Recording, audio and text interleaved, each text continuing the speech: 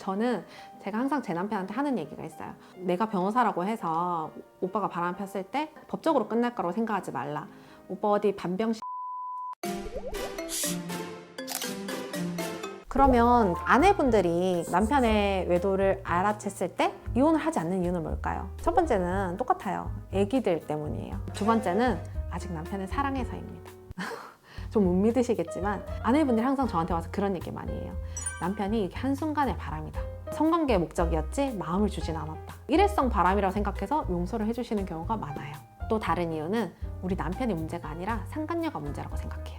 우리 남편은 착하고 가정적이고 헌신적인 사람인데 이 상간녀가 자기 남편을 꼬셔서 이 상간녀만 치우면 다시 이 남편이 자기한테 돌아올 거라고 생각을 하는 거예요. 근데 그렇지 않거든요. 그리고 저희가 법원에서 이혼을 하는 경우도 그렇고 단순 저희가 위자료 청구를 하는 경우도 그렇고 남편이랑 상간녀가 있잖아요. 그러면 남편의 책임을 더 크게 봐요. 근데 아내분들은 남편이랑 상간녀가 있으면 남편은 됐고 이 상간녀가 진짜 죽일 나쁜 년인 거죠. 받아들이지 못하는 거예요. 남편의 외도가 뭐 일시적인 바람 또는 그 상간녀로 인해서 이렇게 된 것이라고 생각하기 때문에 이혼을 못 하시는 것 같아요. 저는 제가 항상 제 남편한테 하는 얘기가 있어요. 내가 변호사라고 해서 오빠가 바람 폈을 때 법적으로 끝날 거라고 생각하지 말라. 오빠 어디 반병 마지막으로 경제적인 문제예요. 만약에 내가 충분하게 재산 분할을 받을 수 있고 위자료를 받을 수 있다 해서 내가 앞으로 살아가는데 문제가 없다 했을 때는 이혼할 수도 있죠. 근데 생각보다 저희가 위자료는 얼마 안 되잖아요. 저희가 계속 다뤘지만. 근데 재산 분할할 것도 별로 없어요.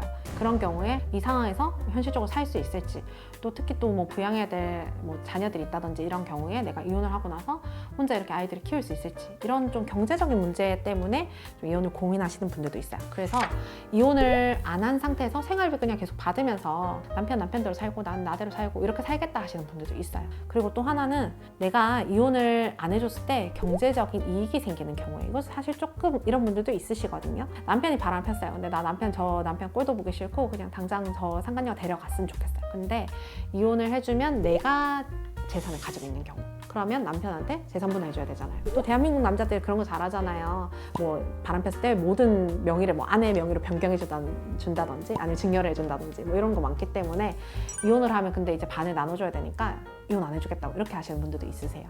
그래서 그런 경우에는 이혼은 남편이 만약 이혼 청구가 들어와도 이혼은 기각해달라고 하면서 부양료 그리고 양육비 이렇게 반심판 청구하시는 경우도 있어요. 제가 했었던 사건 하나 말씀드리면, 남편이 바람을 폈어요. 근데 남편이 돈을 엄청 많이 벌었어요. 한 달에 생활비로 세후로 1,000만 원씩 줬단 말이에요. 자기는 남편한테 계속 이렇게 생활비 받으면서 있고 싶은데 남편이 이제 바람이 나서 이제 집을 나가버렸어요. 그리고 생활비도 안 주고 상담 오신 거예요. 근데 집 명의가 본인 명의로 돼 있었어요. 이혼을 했을 때는 반을 나눠줘야 되고 생활비는 이제 못 받고 양육비만 받아야 되는 상황이란 말이에요. 그 이혼을 하지 않고 부양료 양육비 심판 청구를 하는 경우에 남편의 생활 수준 그리고 그 전에 줬던 생활비를 그대로 유지해주라는 정도의 판결금이 나오거든요. 그러면 이혼 안 해주면 매달 1,000만 원씩 이렇게 부양료 양육비를 받을 수가 있는 거예요. 이혼 안 해주겠다 하고 상간녀 상대로 손해배상 청구 소송하고, 근데 또 이 상간녀가 좀 사회적으로 지위가 있는 사람이었어요. 그래서 저희가 판결 받아가지고, 이거 사실은 그 제3자한테 알리는 명예훼손이잖아요. 근데 명예훼손 그 벌금 몇백만 원인데 그거 내겠다 이렇게 하면서 이제 그 판결을 받으려고 하시는 거예요. 판결도 받았어요, 실제로. 그 사이에 또 저희가 부양양육비 심판 청구해서 1심에서 부양양육비가 1,000만 원이 결정이 났어요. 근데 이거 남편분이 항고해가지고 650만 원 나왔어요. 그럼 난 맨날 650만 원 받고 남편 돈도 안 줘도 되고 얼마나 좋아요, 사실은. 그러니까 이혼 안 해주겠다 이렇게 하고 있는 거예요. 그렇게 나가니까 남편이 결국 뵙기 들고 그냥 집 다 주겠다 너. 그리고 국민연금 뭐 이렇게 수령할 때까지 돈도 내가 한 달에 몇백만 원씩 주겠다. 이렇게 해가지고 전 재산을 거의 여자가 다 가진 상태에서 이혼을 하는 상황도 있었습니다. 그분은 사실은 돈이 목적이었던 거죠. 이혼 안 하고 남편이 돈을 안 주면 저희가 법원에다가 그동안 남편이 이렇게 생활비를 줬는데 이제 나가서 안 준다. 그러니까 나를 기존에 그 부양을 했던 그 수준대로 날 부양해달라고 남편한테 청구를 하는 거예요. 근데 그러면 법원에서 너가 유책 배우자고 일방적으로 집에 안 들어오고 있지. 부양료 이만큼 주고 양육비도 이만큼 줘.